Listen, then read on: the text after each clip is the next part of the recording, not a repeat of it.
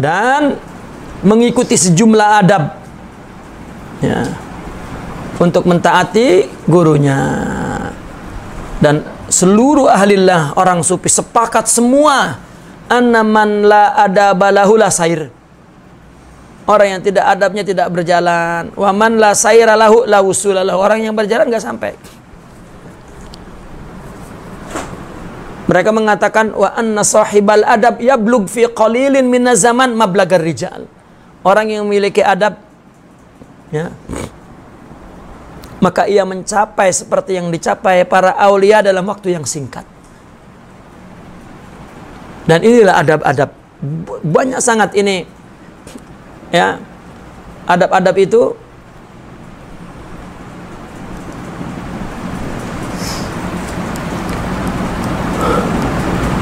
adab-adab ini sebetulnya saya ringkas dari kitab Haqaiq Ahli Tasawuf, Fathur Rabbani, Sidi Abdul Qadir Al-Jilani, Aiqazul Himam, dari Syarah Hikam Ibn Ajibah, dan juga dari Muhadharah Syekhina. Saya gabung di sini dan saya pilih yang, ya, karena penulisnya Al-Faqir, ya, atas khibrah yang Al-Faqir rasakan ini yang saya tulis. Padahal banyak, tapi saya pilih hanya 7, ya, 8 itu atas yang artinya yang ada rasa lah. Adabul murid ma syaikhi wa huwa nawahiya nawani adabun batinah wa adabun zahir. Ada 2 adab, adab batin, adab zahir. Adab batin apa? Al-istislam li syaikhi. Nah, ini orang sering membaca. Orang di apa tarekat itu tak betul, di dalamnya itu ada kepasrahan kepada guru total. Itu yang cakap gitu, dia tidak paham makna akhlak. Ya. Sehingga coba akhlak ada namanya tawakal. Karena tak paham makna tawakal, akhirnya cakap kamu janganlah tawakal sangat. Macam mana orang tak boleh tawakal sangat?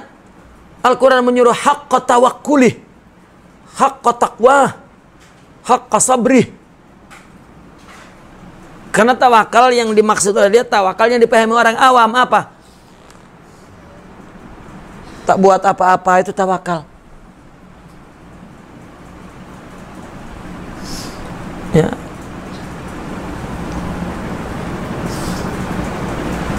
Maka disebut di sini adab batin. Orang nak pergi ke dokter, itu batinnya mesti dia percaya kepada dokter itu bahwa dia boleh ngobati, dan kita boleh nyerahkan diri kita kepada dia. Itu batin. Gitu. Maka ada batin yang pertama al-istislam li syaikhi wa ta'atihi fi jami'i awamirihi wa nasaihi. Pasrah kepada gurunya, mentaatinya semua perintah dan nasihatnya. Dan ini bukan berarti tunduk buta, di mana murid itu membuang akalnya, melepaskan kepribadiannya. Tidak. Tetapi taslim di sini seperti pasrah di sini seperti pasrah kepada pakar. Kita coba elektrik ini putus, kita nak buat. Ketika ada pakar, tidur nyenyak kita kan? Itu artinya menyerahkan. Wah, dia ada paham. Dalam semua perkara ketika ada pakar, kita menyerah. Ya.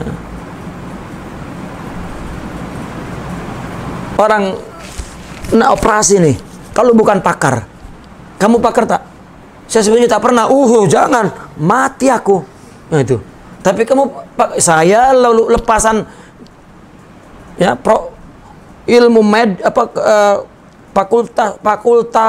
fakulti medik di Amerika, dan saya profesor. Wah, terus kita buka baju kan, cepat sekarang cepat.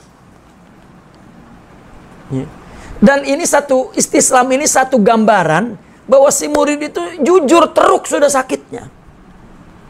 Kalau tak teruk tak akan pasrah tuh. Dok, boleh ada obat lain, tak payah operasi. Itu namanya tak teruk. Atau dia tak tahu kalau dia teruk. Kalau dia tahu, ya, orang takut jarum suntik itu kalau sudah teruk, suntik juga. Pak, itu pasrah namanya. Ya. Seperti pasrahnya orang sakit kepada dokternya, itu pasrah total, diobati. Dok, kalau kamu operasi, ya kalau jahit 3 jahitannya, jangan sampai 4, 5. Marah dokter cakap gitu. Boleh tak, dok, ini operasi di sini, jangan di sini, dok. Ya, akhirnya ya, dirobek oleh dokter tuh, marah. Kamu ini ajari aku. Itu arti pasrah. Ya. Yang kedua, ada mul i'tirad ala syaikhi fi tariqati tarbiyati muridihi. Apa ada mul i'tirad itu? Tidak membantah kepada syekhnya dalam kepada cara tarbiyah syekh kepada para muridnya. Kenapa saya caranya begini? Boleh tak seperti syekh itu? Loh. Tak boleh. Li'annahu mujtahidun fi hadzal bab. Ya. Seorang murabbi itu mujtahid dalam bab ini. Tentang ilmunya, tentang ikhtisosnya, kepakarannya, dan ikhibronya, pengalamannya. Dan tidak boleh mengkritik ya, seluruh perbuatan syekh. Arti seluruh dalam konteks tarbiyah itu. Ya. Kenapa? Karena kalau kritik itu akan melemahkan kepercayaanmu. Jika lemah percaya, maka banyak kebaikan yang terhalang. Nah, disinilah salah satu problem nih. Kan madad istilahnya dalam sufi itu deras dan tidaknya itu adalah tergantung sikohnya. Jika percaya, mengucur madad itu. Kalau tidak, terus sumbat.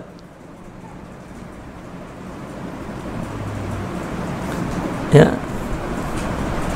Maka daiman para masyaikh itu senantiasa memberikan nasihat. Jika kamu ragu bersamaku, tinggalkan aku. Jangan buang-buang waktumu bersamaku. Gitu. Karena aku tidak berguna apapun. Aku berguna karena kau percaya. Ya. Suami kalau istrinya tidak mengangkat sebagai suami, tak jadi. Ya. Istri panggil suaminya dengan mengata-ngata kan. Kamu blow on, pengecut. Tak jadilah. Ya. Macam mana suami nak melakukan sesuatu sebagai suami tuh, istrinya tak melihat itu pimpinan.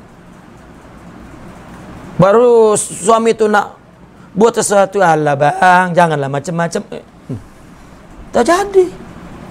Yang menjadikan dia itu pimpinan anak buahnya. Kalau tak mimpin siapa, dia tak ada. Ya. Artinya itu tidak keluar dari logika, dari logik yang betul. Kenapa mesti percaya sangat dengan Syekh? Melebihi Nabi.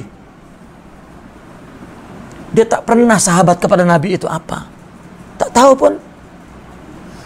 Ya. Atau tidak memiliki ya, proses perjalanan nurani bagaimana untuk mendapatkan ya, akhlak itu.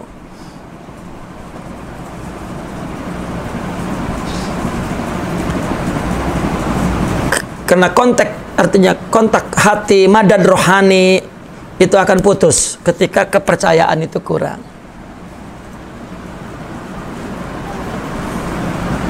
Ya.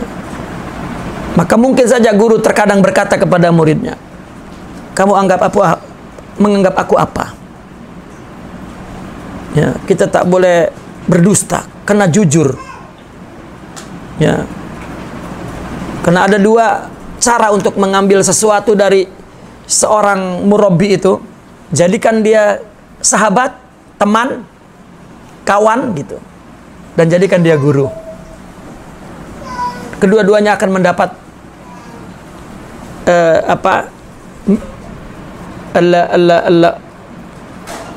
anwar, artinya mendapat sesuatu yang sama.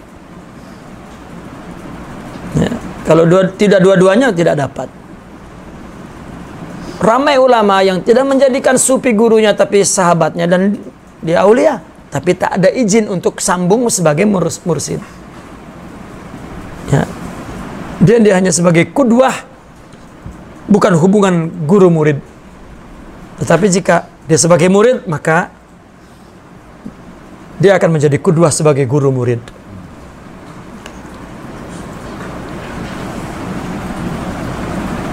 Yang ketiga, jangan meyakini bahwa guru itu maksum. Ya, tak boleh salah, itu pun bahaya. Ketika dia melihat gurunya salah, langsung lari. Ternyata sama ya dengan manusia lah. Seorang saya manusia, meskipun kondisi jiwanya itu sempurna, tetap tidak maksum. Akan terjadi hafawat wazallat. Ya. Kesalahan.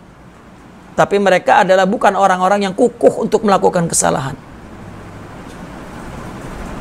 Dan himmahnya itu, semangatnya itu ya, tidak bergantung kepada selain Allah. Semangatnya tetap bergantung kepada Allah meskipun dia melakukan hatta pelanggaran syariah. Tetap dia tidak bergantung kepada itu. Ada orang melakukan ibadah tapi hatinya bergantung kepada maksiat. Ya, ada orang maksiat hatinya tidak bergantung. Ya, ada orang maksiat memang menikmati. Nah, ini yang israr. Itu. Karena jika seorang murid meyakini gurunya maksum, kemudian dia melihat salah, akan timbul i'tirad. Ya, membantah dan akan ada idtirab, keraguan yang menyebabkan dia terputus, terpecah dari gurunya.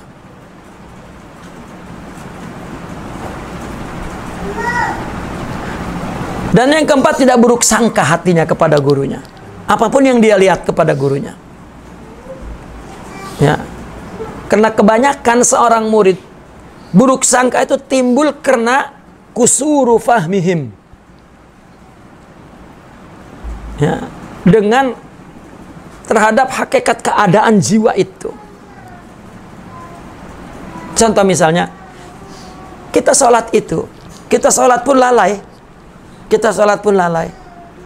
Lagi kita duduk dalam lalai. Ya.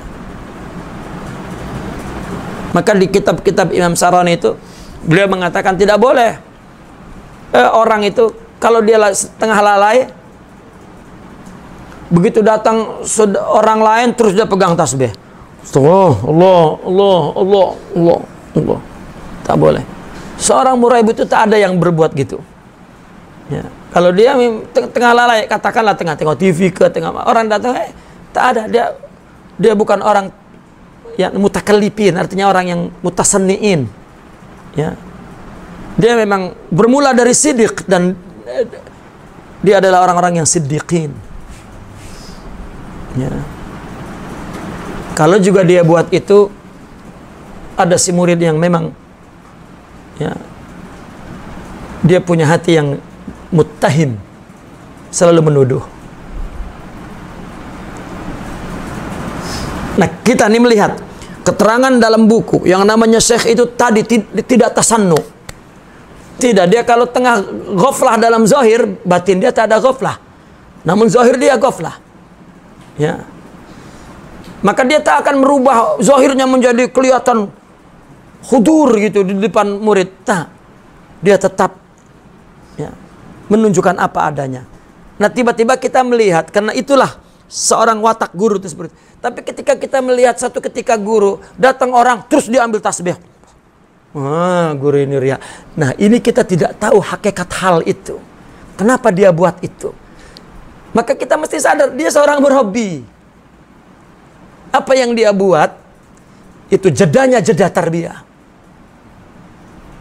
Kalau kita jangankan ya pora-pora hudur, ya, di ibadah pun tidak hudur. Ya. Ini maksudnya seringnya tuhmah itu karena ketidakpahaman terhadap hakikatul hal. Ya. Dulu Syekhina pernah berkata, pernah cerita, dia pernah berburuk sangka kepada gurunya. Setiap hari, artinya setiap dengan muridnya, gurunya itu akan mengajar, berceramah, artinya membaca kitab, menyarahkan apa, mengaji lah, macam biasa begitu. Ya. Tiba-tiba satu hari di zaman Ikhwanul Muslimin itu banyak dicari oleh polis-polis, sehingga banyak yang lari ikhwan itu ke majelis ya, guru beliau. Penuh. Dan itu bukan orang awam, semua orang-orang profesional. Profesor, ulama, ya, pensara, doktor, orang-orang ulama alim lah. Gitu. Nah, ketika itu kata beliau tengah ada program apa istilahnya, kalau kita istilahnya qiyamul lail lah, ya, 3 hari ada daurah gitu. Nah, ketika karena ramai orang-orang hebat itu, ya guru Abdul Qadir Isa tiba-tiba ceramah tuh macam mengebu-ngebu, macam wah terus ya, seolah-olah kalau kita memandang dia nak tunjuk dia hebat tuh di depan orang-orang hebat. Nah, itu Sayyidina mengatakan riak pula dia ternyata, katanya. Nak tunjuk dia hebat, biasanya tak macam itu pun, tapi bila ada orang-orang ini ya, tak ada apa bangkai itu datang lebah, ada tak? Ini bangkai lebah datang? Tak ada. Kalau ini bangkai yang datang apa? Agak-agak binatang apa tuh yang apa? Nggak apa? Lalat. Kalau hati busuk, itulah pikiran yang datang itu. Kalau bersih tak akan ya datang itu. Bersihkan ini, datang warid minallah. Makanya likulli wirdin warid. Setiap ibadah yang untuk Allah, Allah bagi datang tuh.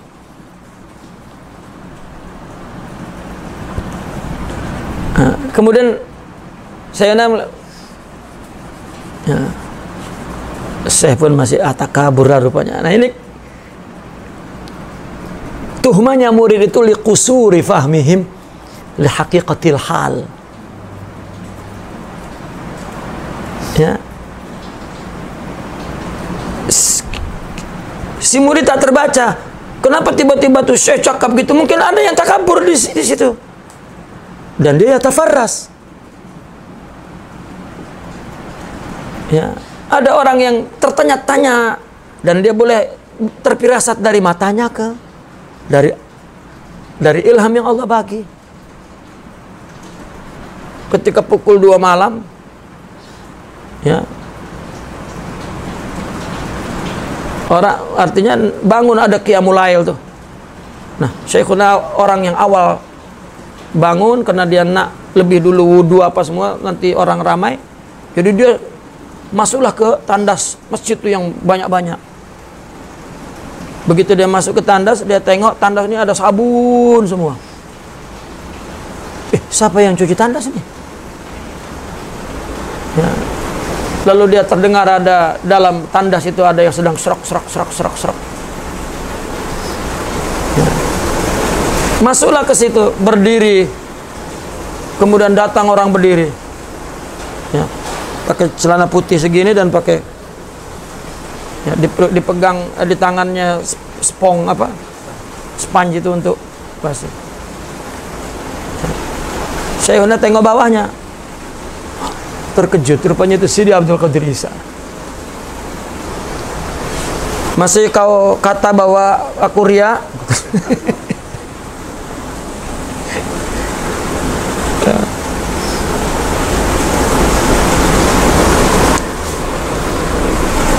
Ya, beliau cerita itu sebetulnya itu cerita tentang kita juga. Ya, kita cerita ya. Ya, beliau cerita kita ya. Betul.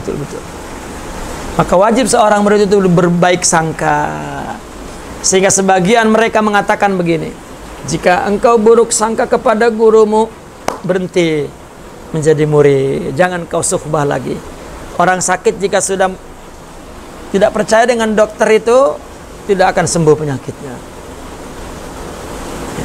Yang kelima, dia mesti meyakini gurunya sempurna dalam kepakaran tarbiyah dan irsyad.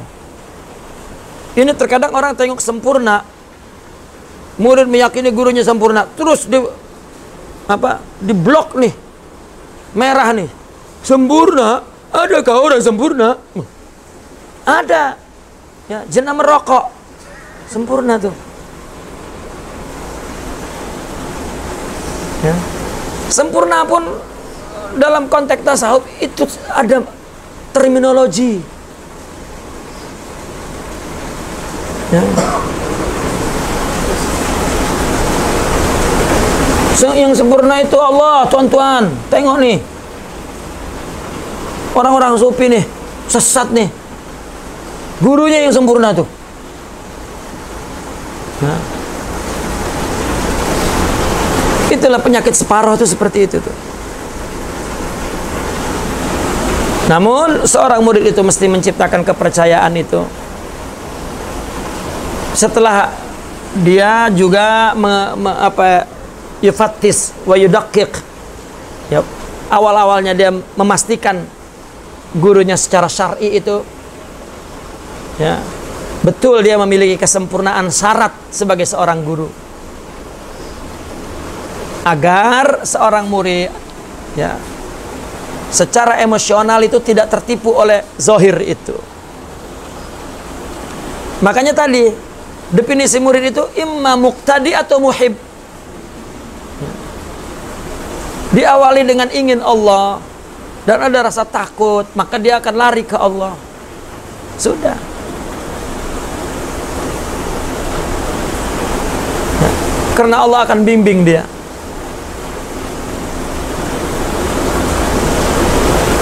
Dan pendidikan ini sebetulnya untuk menciptakan diri dia agar punya mentalitas itu. Selanjutnya kepada orang tak boleh pun menuduh, menyangka buruk dan lain sebagainya. Kalau pendidikannya dibiarkan tumbuh dengan dengki, iri, buruk sangka, pendidikan apa kalau itu? Karena nanti akan ada ajaran, tidak ada yang manusia kehendaki, semua kehendak Allah. Bagaimana jika tidak ada akhlak untuk memahami benda hakikat itu? Untuk tidak menyakiti orang, dapat memaafkan orang, dan ya, itu semua dididik sejak permulaan kepada gurunya.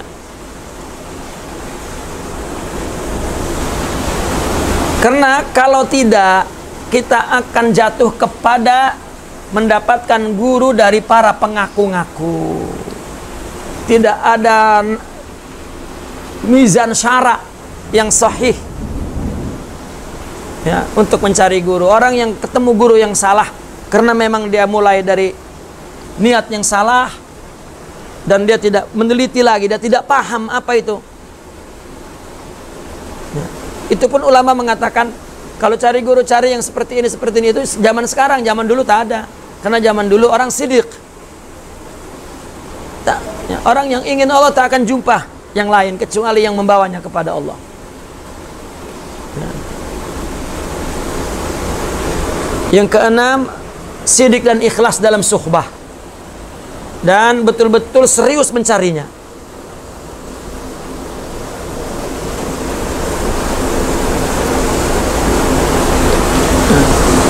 Dia akan serius mencari Allah kalau dia sidik dan ikhlas. Akan bersih dari segala tujuan dan maslahat. Tidak boleh murid bersama gurunya hatinya sibuk dengan yang lain, dengan dunia, dengan orang dunia dan lain sebagainya. Yang ketujuh, mengagungkannya dan menjaga hurmahnya. Ada atau tidak ada. Ya. Hurma itu kehormatan yang ada di dalam hati ini, itu hurma. Ya. Artinya bukan di depan saja, nggih, di belakang, eleh. Nah, Itu tidak ada hurma di sini. Ya, hurma itu adalah kehormatan. Ya. Seorang laki-laki umpamanya di rumahnya dengan istrinya macam suami, tapi di luar tak ada. Dia berbuat apa saja dengan orang lain, dengan perempuan lain. Artinya di dalam dirinya tak ada tuh hormat, harga diri istri itu tak ada. Itu hurma maksudnya. Ya. Mengagungkannya dan menjaga kehormatannya. Hadir ada gurunya, gaib atau tidak ada. Gimana kalau tidak, guru itu tidak agung di sini? Kita tidak jaga kehormatannya di sini. Contoh misalnya, masjid itu punya hurmah, punya kemuliaan di sini. Kalau tidak, kita tak akan menghargai masjid. Ya. Apa bedanya masjid dengan mall? Lagi cantik mall, tapi mall tak ada hurmah. Masjid ada hurmah. Ya. Nah, begitu juga si Fulan bin Fulan, bagi kita itu syekh, itu hurmah.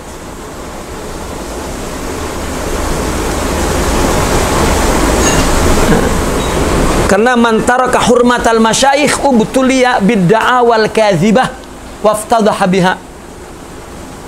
Orang yang tidak mempunyai hurmah kepada gurunya, Allah akan timpahkan musibah dia ngaku guru. Orang ngaku-ngaku itu sebetulnya dia telah kehilangan keagungan gurunya di dalam jiwanya. Kalau enggak, malu. Meskipun gurunya tak ada, jauh dari dia malu untuk, ya saya syekh, ya, kabir, ya. Tidak ada.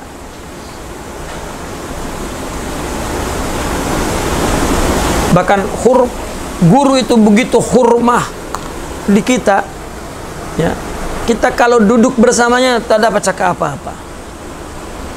Kita boleh ceramah di depan orang yang mungkin lebih alim dari guru kita, ya. Tetapi ketika di depan guru tak mampu kita berkata apa-apa, ya. Itu hurmah begitu kuat. Taib. Kedelapan, maka dia mencintai gurunya, ya, mencintai gurunya sepenuhnya, dengan syarat tidak mengurangi penghargaan, penghormatan kepada syekh-syekh lain. Tidak membuat cintanya kepada gurunya membawa kepada batas apa? Artinya jangan sampai cintamu yang berlebihan membawa kepada batas kerosakan dengan mengeluarkan syekhnya dari tingkat kemanusiaan. Ya, tetapi mencintai karena syekhnya menepati perintah dan larangan Allah serta makrifat kepada Allah, itu saja. Dia komitmen dengan syariat dan dia mengenal Allah, itu saja. Ya. Itu sebab banyak orang yang apa? Yang memandang gurunya melebihi manusia. Gitu. Asal gurunya berbuat sesuatu terus histeris. Wah, kayaknya lain dari yang lain. Ya. Itu kalau seorang mursyid yang betul, dia tinggalkan negeri itu tuh. Musibah. Ya. Dan akhirnya timbul satu sikap para pengaku-ngaku. Karena dia tahu bahwasanya kepercayaan murid dengan guru itu adalah sesuatu yang perlu dipelihara. Karena kalau murid tidak percaya maka akan putus. Maka guru mesti menjaga kepercayaan itu. Akhirnya guru tampil aneh-aneh itu. Ya. Tengah duduk dengan murid begini, tiba-tiba gurunya menggigil.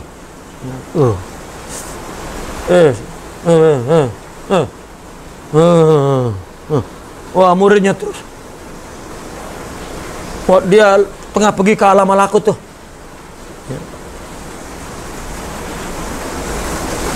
Ada orang bertanya kepada saya perbuatan itu. Jadi ya, takut nanti ada orang bertanya pula, saya jawablah dengan cerita tuh. Ya, karena itu pertanyaan yang ramai itu. Atau gurunya ziarah kubur seorang wali. Begitu Al-Fatihah. Oh. Waalaikumsalam warahmatullahi wabarakatuh. Wah, muridnya di belakang nangis. Guru saya pergi ke alam malakut Jabarut tuh. Lalu berbalik. Kamu tadi dipandang tadi tuh. Kamu mesti taat pada guru ya. Allah wal'iyadzubillah min dzalika al-mudda'in. Ya. Allah. Kita dulu punya pemahaman guru begitu. Saya punya pemahaman guru begitu. Begitu jumpa guru yang macam abid. Ya. Kalau bukan kita yang menghormatinya, memang tak nampak apa-apa. Ya. Dia tak bikin-bikin dia. Tak ada. Ya.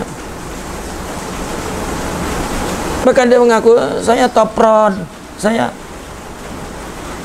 lemah, saya itu hurmah, karena ruh yang kita nampak. Ya. Nabi di depan Sayyidina Umar dipegang oleh Yahudi lehernya tuh. Sayyidina Umar, wow, Nabi. Ya. Maka ditanya, izinkan saya menebas batang lehernya ya Rasulullah. La. Dia benar yang menagih hutang saya, berhak dia berbicara begitu.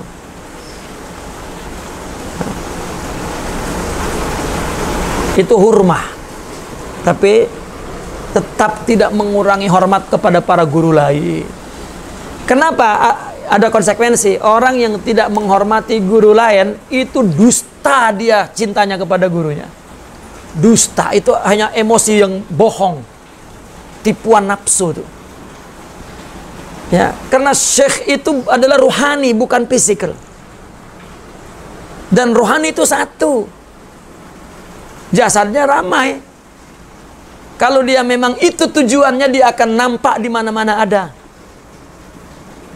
Ya. Itu tidak sidik. Maka kepanatikan itu timbul dari kebodohan, dari ketidaksidikan.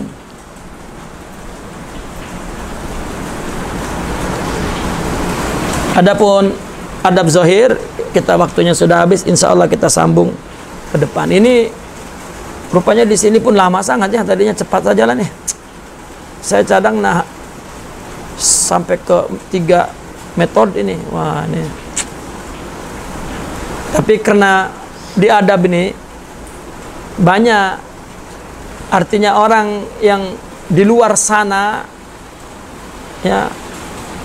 Dan saya pun memilihkan adab ini yang memang yang serem-serem, pasrah, tidak. Nah, ini memang berpeluang untuk dikritik oleh mereka orang-orang yang tidak mengerti makna ruhaniyat, akhlak.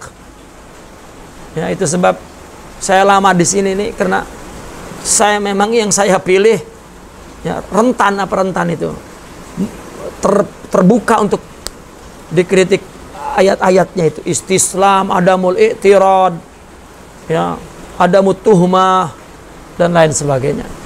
Padahal itu adalah sebuah tarbiyah untuk membersihkan hati kita dari sifat kotor itu. Ya. Kenapa diperintahkan adab begini? Memang orang baru jadi murid, memang itulah kekotorannya. Ya, itu sebab dibuang kekotoran itu. Naqifuna walhamdulillah. Al-Fatihah.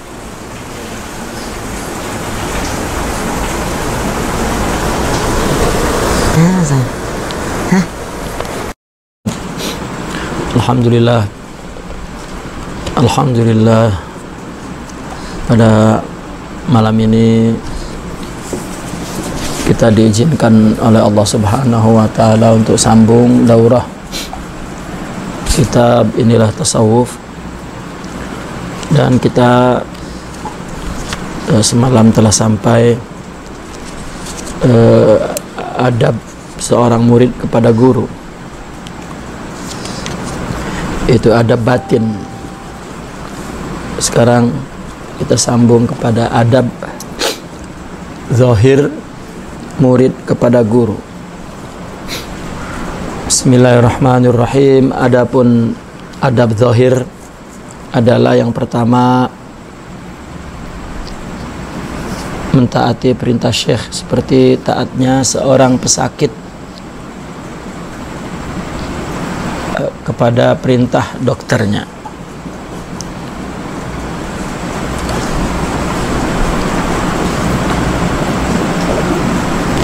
Yaitu apa yang saya perintah, apa yang dilarang, dia setuju.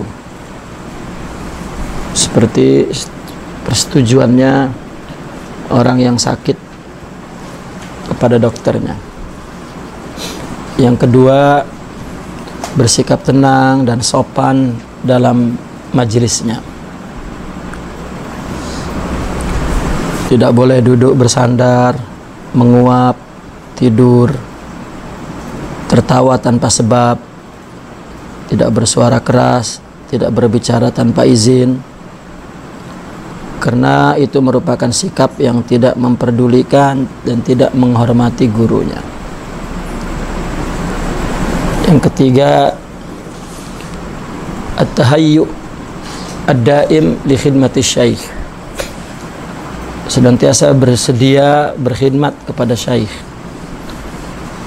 Tidak menolak panggilannya, bahkan segera memenuhi apa yang diinginkan oleh syekhnya semampunya. Karena seorang yang berkhidmat, kemudian dia pun akan dikhidmati. Tapi maksudnya di sini adalah khidmat dalam arti menghormati, melayani.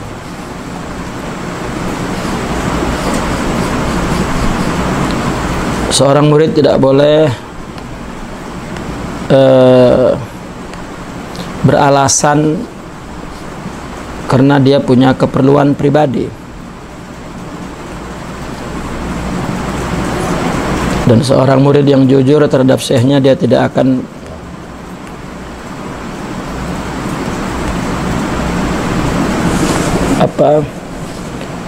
tidak membandingkan antara syekhnya dengan emas dan harta. Kalau ada menjanjikan emas, ada menjanjikan harta, dia tetap cenderung kepada syekhnya.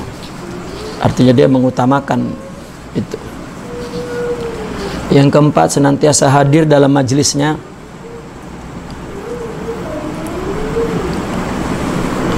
Karena madad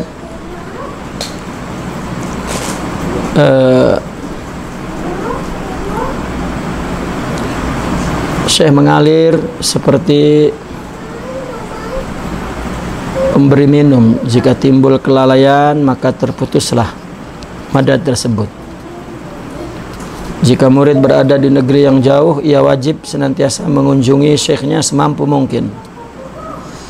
Karena ada ungkapan ziaratul murabbi taraqqa wa tarabba, atau turaqqi wa turabbi. Mengunjungi murabbi dapat meningkatkan maqam dan dapat juga mendidik. Yang kelima, sabar ketika menjalani proses tarbiyah.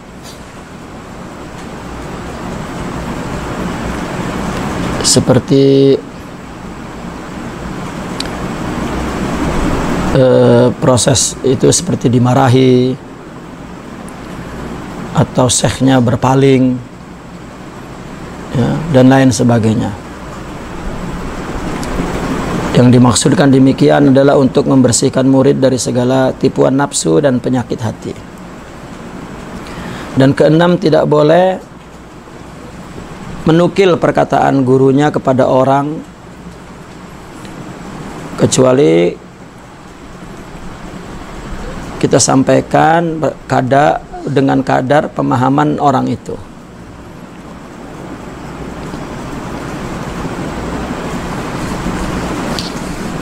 agar tidak memburukkan diri dan memperburukkan syekhnya. Kita cakap kepada orang, ini kata syekh, rupanya orang tak paham, syekhnya pula jadi buruk. Salahnya karena dia tak pandai menyampaikannya. Dia paham, tapi menyampaikan itu benda lain, perkara lain. Orang boleh paham, tapi belum tentu boleh menyampaikan kepada orang lain. Maka Sayyidina Ali pernah berkata, hadithun nasa bima ya'rifun. Bicaralah kepada orang akan apa yang mereka tahu, yang mereka paham. Atuhibbuna an yukazzaballahu wa rasuluh. Apakah kalian mau Allah dan Rasulnya didustakan? Ini adalah adab-adab yang zahir. Namun yang perlu kita pahami tentang adab ini, orang menyangka bahwa ketika kita beradab kepada orang itu untuk keperluan orang. Bukan. Tetapi untuk keperluan kita. Seperti orang dalam berlatih boxing misalnya, agar pada waktu lomba ya, kejohanan misalnya ya, kejuaraan itu dia menang, maka dia mesti berlatih dengan seorang pelatih, guru. Nah, si pelatih, si guru itu menyuruh, memerintahkan dia untuk melakukan sesuatu demi kebaikan dia, demi kebaikan ilmu boxing dia, kekuatan dirinya. Maka melarang ini, merintah itu, melarang ini, merintah itu, dia mesti taat. Bukan berarti ketaatan itu menguntungkan si pelatih. Tak. Ini sementara orang yang tidak punya adab ketika dia membaca tentang adab-adab tasawuf kepada gurunya, seolah-olah karena dia mulia. Bukan. Kalau misalnya guru itu mulia, berarti ketika kita bertemu dengan orang yang tidak mulia, kita boleh tidak beradab. Tidak boleh. Dan orang jika tidak punya adab kepada yang mulia pun memang tidak beradab lagi yang kepada yang tidak mulia.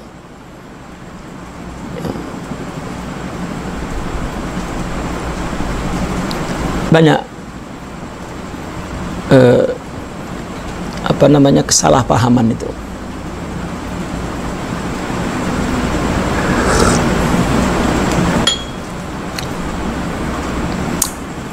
Artinya melakukan khidmat, melakukan adab itu adalah untuk melatih diri kita, melawan diri kita menjadi orang baik. Dan orang yang ingin menjadi orang baik, jangan memperdulikan orang lain baik atau tidak. Tengok, itu si Fulan tak baik ya, aku pun tak baik. Itu bukan tarbiyah namanya. Adakah orang bermain boxing, dia nak menang dalam pertandingan, perlombaannya, lalu dia tengok orang itu tidak disiplin, lalu dia mengatakan dia pun tak disiplin. Kenapa mengurus orang lain? Ya, itu kesalahpahaman di luar. Di tasawuf itu seorang murid itu mesti mengkultuskan ya, mensucikan gurunya. Itu perkataan bodoh. Atau saya kadang curiga, jangan-jangan memang di dalam orang tarekat itu yang bodoh-bodoh.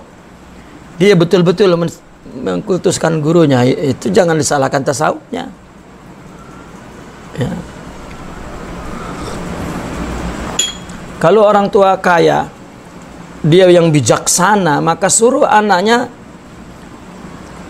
makan sikit dan jangan banyak belanja dan kena bekerja yang paling rendah sekali. Apakah itu artinya orang tua kejam dan jahat? Orang tua nak dia kuat, ya. Nak dia punya jiwa, punya hati, punya pikiran, ya, yang kuat. Itu semua yang dikerjakan adalah untuk membentuk, membangun, membina, ya, menubuhkan kepribadian, melawan dirinya itu. Sepatutnya seorang murid pun ketika melakukan itu dia tengah merepair, ya, membaiki dirinya, bukan sedang memuji-muji, menghormati guru. Ya, mereka para murabbi, para masyayikh tak perlu pun dihormati. Mereka tidak punya keperluan itu. Namun di madrasah mereka memang, ya, madrasah tarbiyah. Saya sering melihat terkadang seorang murid dengan gurunya, dia menghormati sekali, lalu orang lain memandang tidak suka. Ya, itu ketidaksukaan itu karena memang, ya, ada dua, mungkin dia sakit, ya, tidak mengerti tentang etika adab, ya, tidak mengerti bahwa itu sebuah tarbiyah, atau memang si guru murid itu mereka pula yang sakit, ya.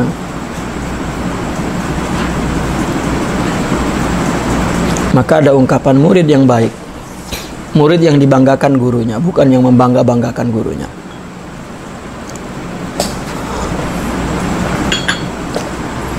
Artinya ketika si guru itu dikhidmati, mereka tidak perlu kepada khidmat kita,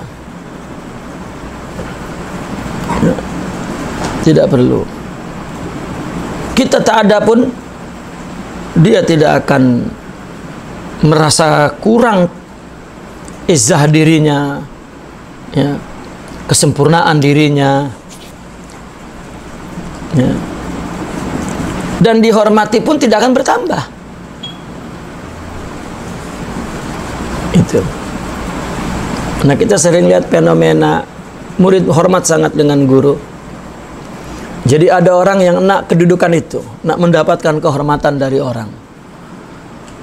Makanya orang nak sangat itu menjadi guru sufi itu, ya, menjadi pimpinan tarekat itu, nak sangat berlomba-lomba itu untuk menjadi, ya, mursyid gurunya.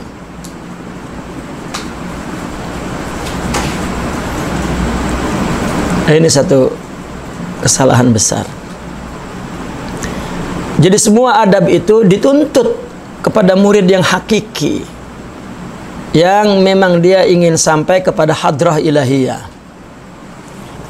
Adapun murid majazi, ya,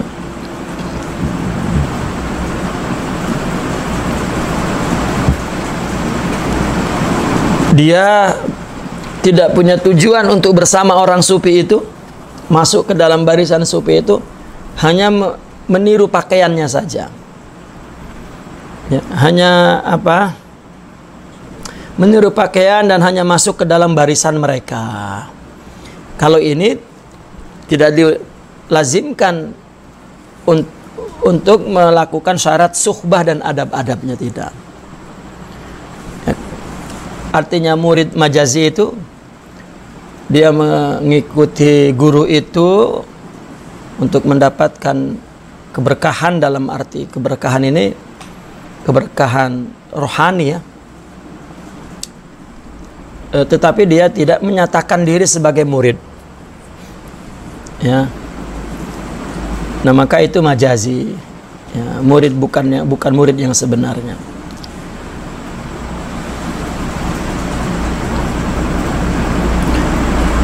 Dan ini tidak diwajibkan syarat-syarat dan adab-adab suhbah. Murid seperti ini boleh berpindah dari sebuah tarekat ke tarekat lain dan tidak ada larangan baginya, ya. Sebagaimana juga ada orang yang mengambil tarekat hanya untuk tabarruk, mengambil berkat saja. Tidak ada larangan baginya berpindah dari tarekat ke tarekat lain. Ya, sebagaimana yang dipahami oleh para mursyidin seperti itu. Namun ada kesalahan di kita ini. Dia tidak, maka sering timbul persoalan, boleh tak bertarekat lebih dari satu? Itu pertanyaan sebetulnya keluar dari kebodohannya, tidak mengerti apa itu tarekat. Kalau dia mengerti, bukan tidak boleh, tidak perlu, hampir tidak perlu, dan satu cukup. Bukan masalah tidak boleh. Kalau tidak boleh, orang nanti tanya dalilnya apa. Ya. Kalaupun tidak boleh dalam konteks tarbiyah. Begitu. Seperti misalnya orang duduk di pondok, dia nak pindah pondok lain. Si guru mungkin paham, ini budak bukan pun nak pindah, memang dia tak nak belajar. Ya. Dia susah di pondok ini, dia nak keluar, tapi dengan alasan nak pindah ke sana. Nah, dengan harapan di pondok sana dia boleh lari daripada kewajiban. Nah, sampai di pondok sana, semua pondok akan menyuruh orang mengaji. Nah, mungkin si guru melarang karena ini penyakit, bukan betul-betul nak belajar. Kalau dia nak belajar, kenapa pindah? Ya, artinya larangan tuh hanya larangan seperti itu. Ya. Tetapi dalam tarbiyah memang betul tidak boleh.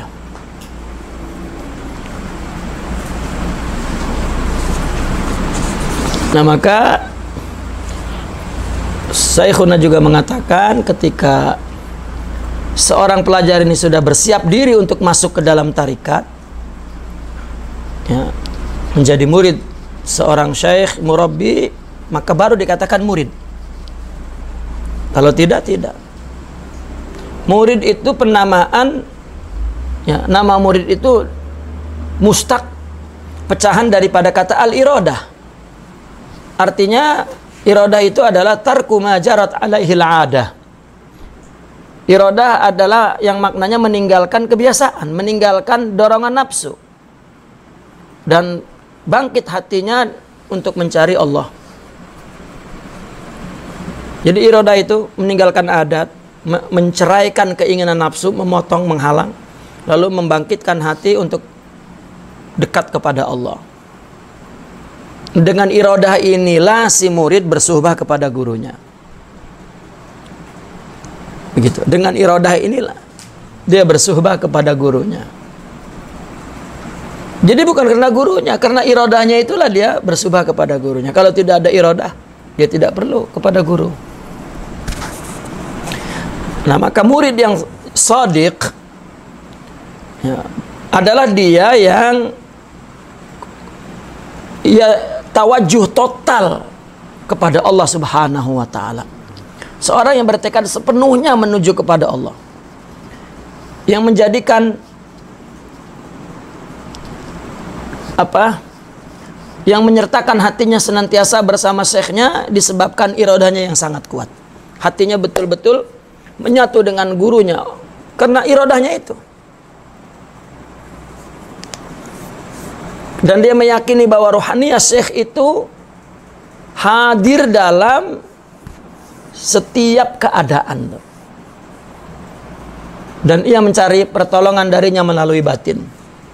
Artinya dia berpegangan kepada gurunya dari secara batinnya itu. Nah, perumpamaan ini seperti orang kepada syekhnya itu seperti seorang yang sakit di tangan dokter yang tengah mengobati, gitu. Dan si murid mengikat kuat batinnya kepada gurunya agar terpelihara dari bisikan keburukan syaitan dan nafsu amarah. Gitu. Artinya begini, seorang murid ketika datang masuk ke dalam tarekat dan dia mencari guru, pertama menjadikan guru untuk menjadi penasehat dia, menegur dia dalam kesalahannya, mengarahkan kepada yang baik-baik. dia kenal Allah, dan dia percaya bahwa guru inilah seorang pembimbingnya, dialah orang yang sudah bersama Allah, yang segala perilakunya, pikirannya, perbuatannya memang dia sudah pergi kepada Allah. Maka kita nak ikut kepada iradah itu, dan maka kita melatih diri, bukan sedang memulia-muliakan, mengkultus-kultuskan guru, bukan. Dia melakukan itu, dia melatih apa? Diri. Dan ketika seorang masuk ke tarekat dan menuju kepada guru itu, artinya menuju kepada ruhaniyatnya itu, yang di dalamnya ada taubah, di dalamnya ada sabar, di dalamnya ada ridha kepada Allah, di dalamnya ada tawakal kepada Allah, di dalamnya ada yakin, di dalamnya ada hudur, ada syuhud, ya. Dan itu bukan benda kelihatan, benda nyata. Kita tak dapat merasakan akan sifat-sifat itu kalau kita tidak memiliki. Kita hanya menyangka kepada orang itu bahwa dia punya semua yang kita enak. Itu Allah bagi, ya. Tapi Allah utus manusia sebagai utusannya, pembimbingnya, pewarisnya, dan seterusnya. Dan setiap orang yang mendapat ilmu Nabi, maka dia mengajarkan wajib kepada orang. Orang yang mendapatkan makrifat Nabi, maka dia, artinya rohani Nabi, maka dia wajib. Nah, itu yang kita lakukan. Jadi kita menuju kepada ruhaniyat itu, bukan kepada sorbannya, bukan kepada jubahnya, bukan kepada nama torekotnya, bukan kepada dia anak siapa. Ada orang tetap mengukuhkan yang jadi pembimbingnya mesti dia, karena dia anak tuan guru, ya, padahal yang jadi ganti bukan anak tuan guru, dia tak mau, ya. Inilah fenomena-fenomena kebodohan yang terjadi, kesesatan yang terjadi, ya. Jadi anak tuan guru dipaksa untuk melanjutkan, tidak ada. Jadi kita datang itu kepada rohaniatnya itu tak nampak. Yang nampak tuan guru itu ada istrinya, ada pekerjaannya, ya, mungkin ada bisnisnya, ada keluarganya, ada jirannya, ada saudaranya. Mungkin saudaranya marah, ya, mungkin istrinya marah, ya, ada mertuanya pun marah pula, ya. Dia makan, dia pergi ke mall, ya, dia berhutang, ya, dia tak mampu bayar hutang dia. Nah, maka di atas itu ada jangan memandang syekh itu maksum, tidak boleh salah. Ada salahnya, baik secara syariat atau secara insaniyah, ya. Justru kita mencari guru itu guru yang salah. Kalau guru seperti malaikat tak ada salahnya, mampus kita mengikutinya tuh, ya. Nabi pun yang sudah maksum, dia buat salah untuk bagaimana contoh agar baik, agar kembali kepada kebenaran. Itu sebab Rasul diutus, kata Allahnya, min anfusikum, dari dirimu, agar kamu paham. Tapi orang yang salah memahaminya, dia bayangan seorang wali itu malaikat, kakinya pun tak napak ke tanah tuh, jalannya macam hantu, macam kuntilanak, ya. Nanti dia terbang tak sama, ya. Kalau ada dia jalan kemudian ada kereta macam nak melanggar, keretanya terbalik, gitu. Itu khayal orang-orang bodoh-bodoh itu. Ya, kita jangan bicara agama itu, akalnya pun ori masih itu, masih kosong, tak ada isi untuk memahami hakikat agama dan hakikat kehidupan. Ya.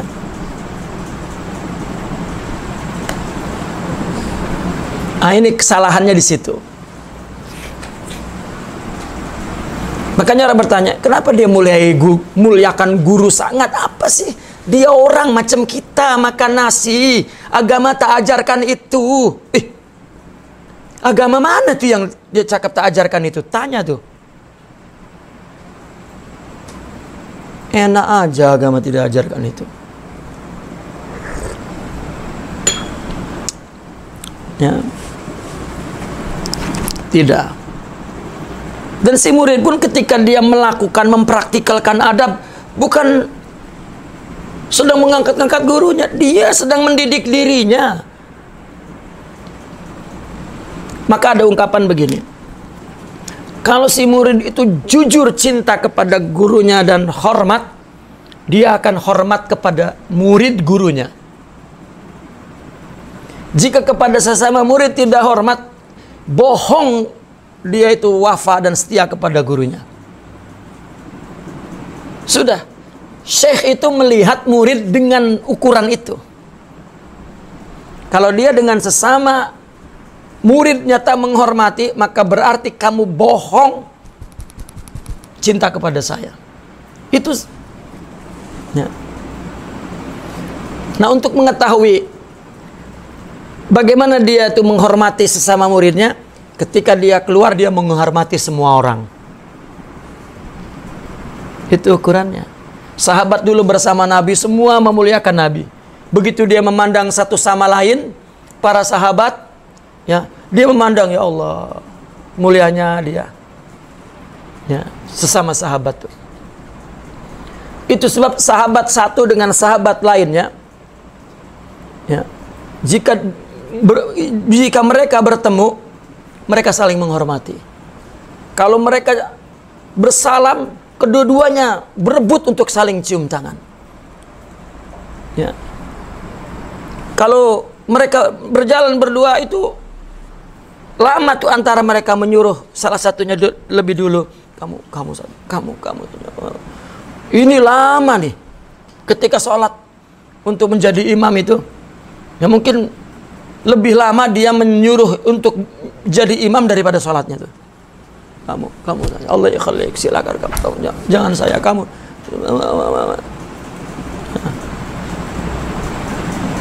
Itu. Tapi itu jangan ditiru bunyinya saja begitu. Ya. Kita sombong, ya, menghina sesama, tapi kita ikuti caranya. Kamu aja sholat, kamu aja. Udah jangan macam-macam kamu lah imam. Loh. Jadi begaduh tuh. Ya. Jadi bukan seperti itu. Maka pernah sahabat bertemu, ini tabi'in yang bercerita. Sahabat bertemu, tiba-tiba bertemu di Syam. Ada 12 sahabat bertemu di Syam tuh. Masya Allah, orang di Syam itu pecah. Apa pecah itu? Pecah kegembiraannya. Karena biasanya datang sahabat satu orang, dua orang, ini 12 sahabat sekaligus datang. Mereka digiring ke masjid dan didudukkan di atas kursi, 12 kursi. Ya.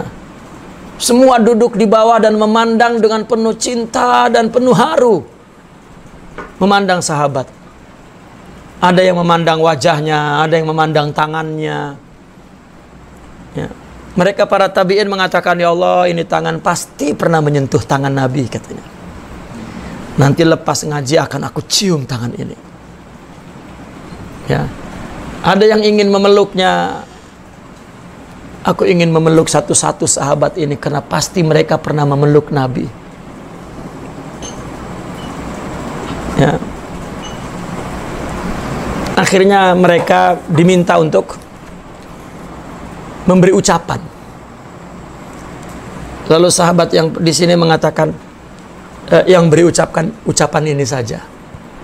Terus sahabat yang ini mengatakan, tidak, saya tak layak. Ini yang lebih layak. Yang ini pun mengatakan, oh tidak, kalau ada ini tak mungkinlah saya memberi ucapan.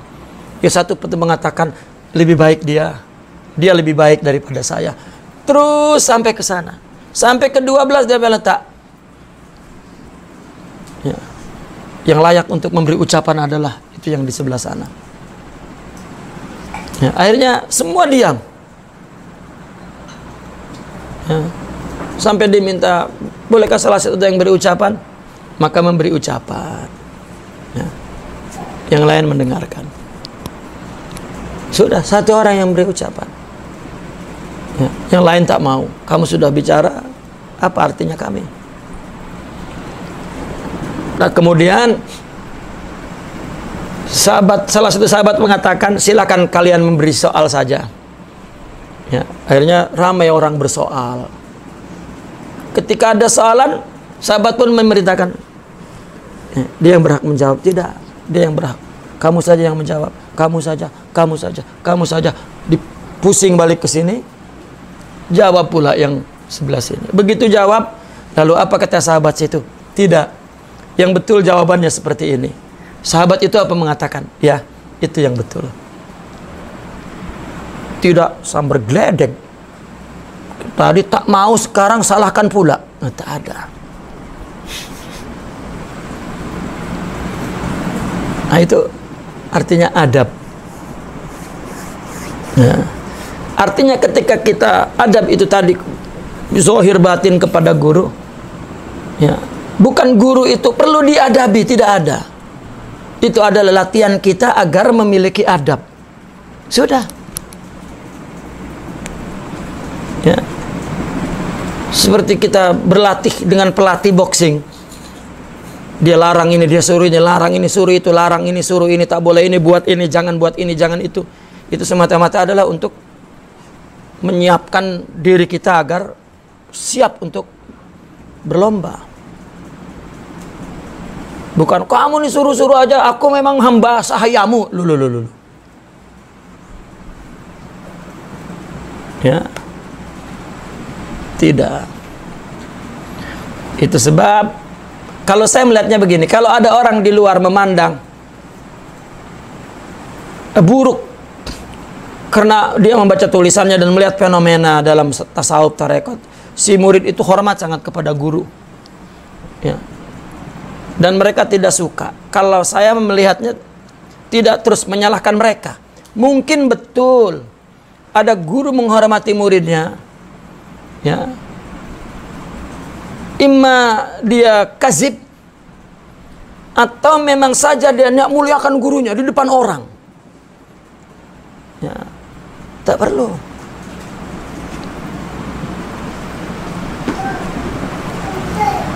Mungkin adat di Arab berbeda dengan adat di kita kan. Kalau ada masyayikh itu di Arab biasa saja adab, ada adab. Ya, betul ada adab, tapi tidak macam kita. Lagi kalau di Jawa. Wah.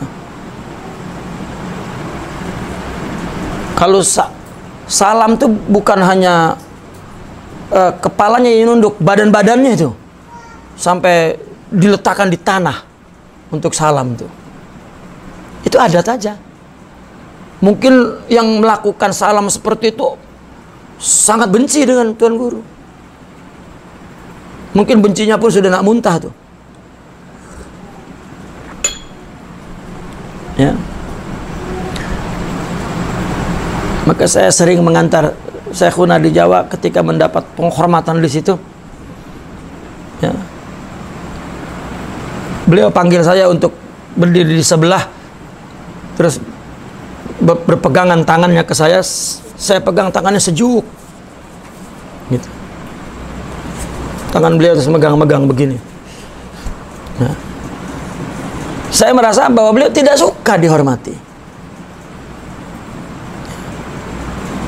Dan bukan seorang murabi kalau kipas-kipas hormati, saya hormati. Ya, saya terulang-ulang kata-kata beliau. Bajiluni azimuni, Nahnu taisun kabir katanya. Hei, hormati saya, muliakan saya. Ya, saya kerbau besar katanya gitu.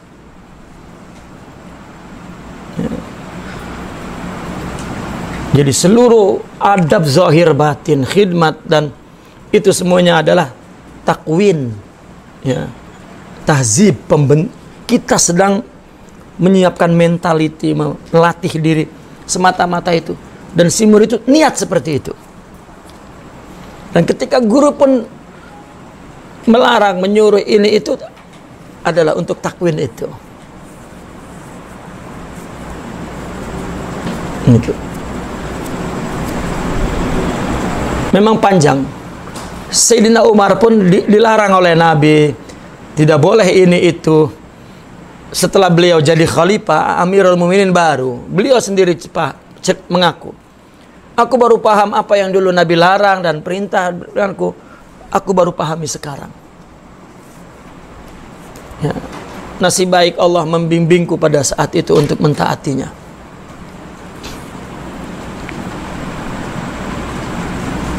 Nah, maka tadi ciri murid yang betul-betul jujur dan sidik ya kepada gurunya, dia akan menghormati sesama muridnya. Itu cirinya sudah.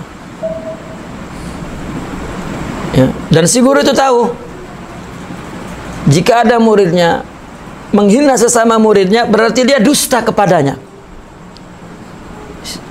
Ya. Si guru itu tuh bukan tahu lagi, paham. Ya, pernyataan ini ditulis dalam buku mereka.